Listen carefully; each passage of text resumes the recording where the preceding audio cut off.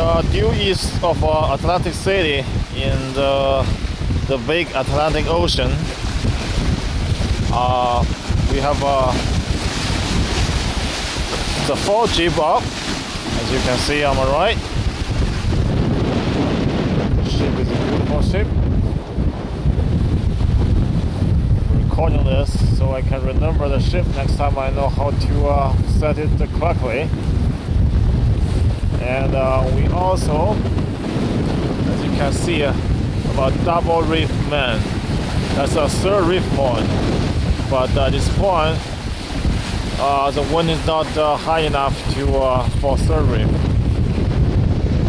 The wind is coming on the beam roughly 14 gusting to 18 knots, and we are surfing from 7 knots to 8 knots. At one point we actually hit 9 knots. So that's great. Probably is the fastest sailing 36 on the ocean. And